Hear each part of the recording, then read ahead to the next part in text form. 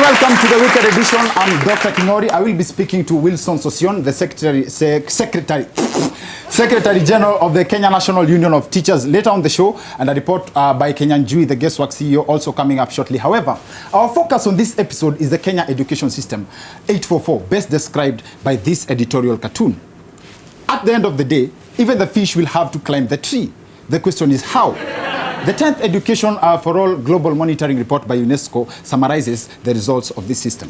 Kenya is faring better than some other countries, so it's in the middle here of the graph. It's not the worst performing, but clearly it's not acceptable that there's 1 in 3 young people who have come out of spending 6 years in school and can't read or write a full sentence. This can be interpreted to mean 1 in every 3 pupils in class 6 is stupid. I had 2 friends in class 6. One is now an engineer. The other is an architect. I don't like what these findings insinuate about me. Attending any 6 classes of primary school education and not being able to construct a sentence in English, or better still read, is the reality facing a third of children in Kenya. There goes an interesting point. But then again, should English really be a measure of academic excellence? A long time ago, there's a woman came here. Take a husband from the village. Let them come up. So there is somebody who disappointed them. Don't you come again. You know, I want somebody, your husband. I want to bring him here. Then he refused not to amor. The lady knows what she's saying. What she's talking about still comes out despite the communication barrier. Now have a look at this complete contrast of this scenario. Obama's political paraphernalia is in my blood like a virus. He's the most charismatic, he's the most proactive, he's the most paradoxical, controversial, and perhaps difficult to understand. He's a political journalist, an ideological intellectual, very perspicacious. Now, the most paradoxical, most perspicacious, most dynamic, most idiosyncratic thing about that speech is the level of expertise in beating around the bush. He basically used an entire dictionary to describe one thing. He admires Obama. Now, the point here is the content of the message matters more and is very dependent on the efficiency and the delivery. Let's brush through the concept of 844 real quick. Now, in our primary school education, 3 days are set aside to test students for what they have learned in 8 years.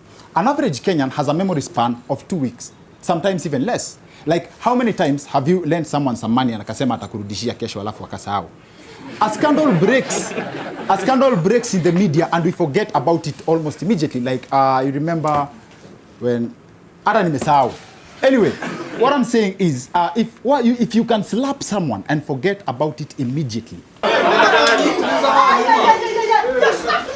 I don't remember slapping anybody. How can you remember what someone taught you even 5 years ago? Exactly. How students manage to excel in the 844 exams is a marvel in itself. Now, the 844 system of education was adapted 31 years ago. Yes, 31 years ago, replacing the 7423 system. So commissions were formed, money was spent in conferences, stakeholders went benchmarking to different countries, and one of the major changes they brought back was the renaming of CPE exams to KCPE. All this just for a K. This explains why the K is the most annoying. This explains why the K is the most annoying response you can get as a message, as a text message that, hey babe, sijui nini, good night, nimefika nyumbani, alafu a K. Very annoying. The 844 system was drawn from the assumption that it will equip pupils with employable skills, but 30 years on, things are quite the opposite. 51% of graduates from Kenyan universities do not possess employable skills. Yes, they have first class Bachelor of Commerce degree in marketing. But what employers require are much more than a transcript and a certificate, a degree certificate. This explains the high unemployment rate. In fact, one of the leading supermarkets in the country recently advertised 800 internship positions, and a majority of the 3,000 applicants had master's degrees. That's how bad things are. Watu wana apply kupanga yogurt na master's degree. It's worse if you hold a bachelor's degree. Having successfully graduated from the University of Eldoret almost 2 years ago with bachelor's degree in business management, he says this is how he's been surviving the burning of charcoal. Now, if burning of charcoal now requires a bachelor's degree, what becomes of the class 8 dropout? And that's just to mention a few of the challenges at the tertiary levels. The situation is worse at the lower levels, with challenges ranging from insecurity. Walimu wote walitoroka. Hata wale volunteers. Na singine wakapelekwa Rotu na wengine wazazi wakapeleka just huko Chimalingoto. Shule nyingi zimebakia mahame. Na kwa wale waliofungua milango yao, shughuli hapa si masomo, bali ni biashara inayonoga. How comes the school is conducive for business but not for education? Or do we take that, this to mean that the school only offers business studies? And then there's this.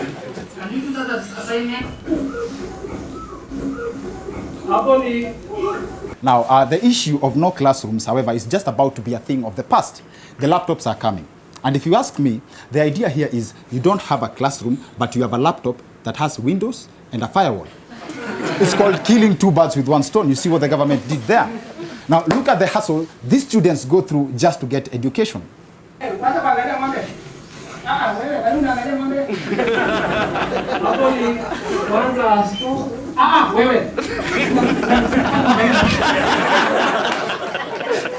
All the distraction from the cows, and they still manage to produce doctors and pilots. Yet, some students from other schools have all the facilities to keep the cows away, but instead, they choose to take the role of the cows. Best described by the phrase, kuuza ngombe usomeshe ngombe ingine. Theirs is having to concentrate on one teacher as the other teaches another class behind them. 2 lessons, 1 class. These students have all the excuses they need to fail in examinations. You are in class 1 and class 8 at the same time. Who would you blame for such answers in examination papers? Currently, there are set educational standards to run for office. Like to run for the office of the governor, you need to at least know your dissertation. Did you actually go to university? Yes, severally. What was the name of your dissertation? Did you do a dissertation? Yes, I did. It was on what? My friend, I'm not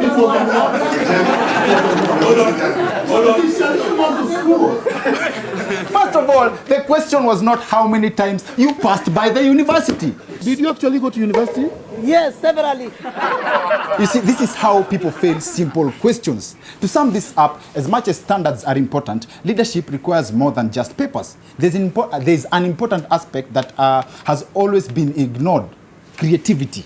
Chief Alton Mugokwama, hii ndio picha yangu. Usiku kama unapita hapa, unaona, unafikiri mimi hivyo, lakini kumbe ni hii picha. Sasa watu wamegopa kupita hapa. This is the first publicly confessed ghost worker. I think it's accurate to say that his picture is the sub-chief. But how tough would a man be that his picture works as a civil servant? This is a very clever way to remain in office. See, the picture looks younger than him. So it means that even after his retirement, his picture still has some good years left to serve the country. If only Mugabe could borrow this, watu waache kumsumbua. This must be where the Siaya Governor Cornel Rasanga borrowed the idea to have his portrait printed on the county mock examination papers. What was this all about? To curb cheating. Eh? Because that's the only application that makes sense. Usiibe mtihani, governor anakuona. As it stands, we are not at our best as far as education is concerned. And politics only make it worse. In 2012, Kenya was ranked at position 9 worldwide with the highest number of school dropouts. This I really question. Hapa wametuonea kidogo, because we may be bad, but there is so much light at the end of the tunnel.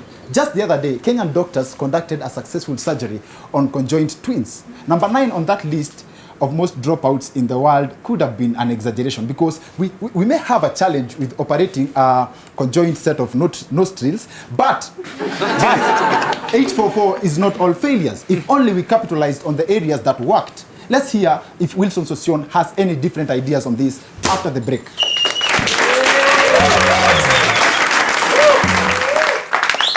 Welcome back to the weekend edition. I'm Dr. Kingori. We've been discussing our education system, and the general phrase associated with the Kenyan education system is elimu ni nguvu, but the most common feedback that people get is elimu ni ngumu. Is that so? Is that so? We went to the street to find out what Kenyans think, and this is what they said. Kuna zinasaidia na kuna zinazisaidii. Tuseme kama an example high school, vitu kama conscience, hakuna mali zina apply in life. So hiyo kunisaidia, but in terms of to understand na expand my thinking, kwa shule ilinisaidia. Art and craft, where does it come in my life? Hakuna. Doesn't help me in any way. If I had been taken through a system whereby maybe I specialize right from the beginning, pole, maybe I could be far from where I'm size, but I did so many things that as it is of now, I said. Wakati wa zamani tulikuwa tunapatia mwalimu heshima zaidi. Na tena wasasi tukikosea nyumbani, tukikosea shule, tunaenda tunapigwa nyumbani. Tukitoka nyumbani, tunaenda tunapigwa na mwalimu. Kiboko at some point inatakikana. Sababu siku hizi unajua mtu yeye kufanya kitu anajua by the end of the day hakuna kitu mwalimu atanidu. So at some point discipline lazima. Katika nchi yetu ya Kenya sasa masomo irudishwa chini. Manake mtu anatoka form 4 anaenda kusomea diploma. Sasa nauliza form 5 na form 6 anaenda kusomea huko kwa university. Gavana akisema wanataka kupatiana kompyuta, wanafaa basi wapatiane hizi smartphone so that kila student akwe na smartphone at least ita make communication easy. Ama wapewe novels wasome. Okay, ile kitu inaweza fanya hiyo maziwa yenye wanarudisha saa hii. So unawapatia maziwa nini? Tena watoto kwa wazembe wameenda shule kusoma. My highlight there is wametoa form 5 na form 6, sasa elimu imerudi chini. They have reduced 2 classes.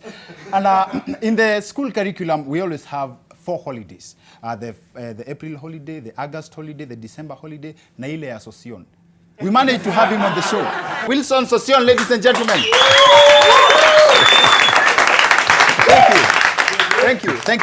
Thank you very much for coming on the show. Yeah, thank you. Asante sana. Watu wengi hawajui, but when we were speaking before the show, you told me that you are a teacher. Yeah, indeed, I'm a teacher by training, and before I joined the union service, I served as a distinguished chemistry agriculture teacher in one of the high schools here in Kenya. It must be so much fun what you do right now. Ukisikia uendi kazi unasema walimu wengine wote wasiende kazi. No, in fact, I'm very much at work. Where I am, I'm doing more work than any other teacher. So really, I'm not teaching work, but representing the teachers who are teaching in the classrooms. Okay. What is that? Hakuna hiyo holiday association for the next 4 years? Your holiday 4 years in relation to salaries. The new deal that may not be there. But in relation to other matters, yes, of course, it is there. It shall be there. that is a weapon that is permanently with us. You understand that we are changing our education system from 844 to the new system now. What's your take? And I think this is what we should caution Kenyans. Okay. Kenyans are more focused in change of structure. Okay. We've not even said we'll adopt a new structure. Okay. No. What we are having is education reforms to align it to the 21st century needs. And these reforms is focused on what we call the 21st century skills. What does the market require? Okay. And this is where the education system is also in conflict with the market. And so we have to undertake massive reforms in terms of the curriculum. And those reforms in the curriculum will inform the system. So it's too early. The Bible says, speak ye the truth and the truth shall set you free. And I'll always do so.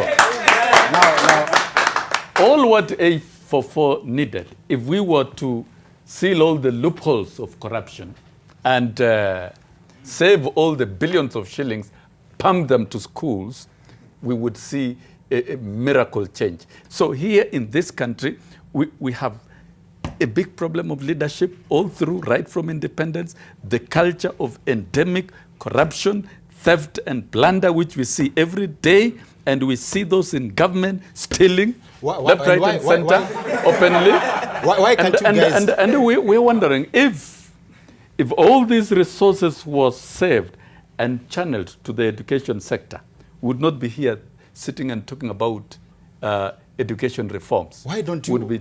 We would be talking about... Why don't you organize a strike against that? That would work. Are you willing to support me? Everyone is willing, to support me. Everyone is willing to support I'm that. I'm prepared to issue a 7-day notice on that. If you ran for office and Which teachers office? went on strike, say governor or president, if you ran for office and teachers went on strike, how would you handle it? The first thing I will do, if I were the president and teachers went on strike, first, I'll pronounce support for them, because that is their constitutional right. 2, I will command my ministry. I'll stop all business in government to listen to teachers. As a teacher, someone suggested that we should ask you some questions that people are taught in schools. You see, we talked about something that the things that we learn in school sometimes have no application in our daily lives. So here's a question. Here's a question paper from the Kenya National Examination Council, Kenya Certificate of Secondary School Education, a history paper. Question 1. Identify the main source of energy used in Identify the main source of energy used in early stages of the Industrial Revolution in Europe. Let me tell you one thing. Wrong. Question number 2. Question number 2. Question number 2. No, you want me to give straight answers? Yes, why? Yes. Question number 2. That's you have failed. Question number 2. Identify 2 methods used by European powers to acquire colonies in Africa. Wrong. Now, question number 3. 5 stages of the evolution of man. Continue. Sawa. 3-0 as it now. And another question. The 5 advantages of using barter trade during the trans-Saharan trade. Let me correct you. I am not a history. I've never been a history and teacher. That's the point. Neither have I been a history student all my life.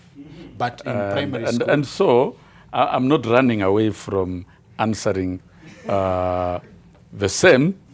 But this is a curriculum that has been taught that targeted some specific students. And so testing them as they were taught is an acceptable practical way of I think the problem evaluation. here is because we didn't issue a 1-week notice of the... Thank you very much for coming on. So we really do appreciate the...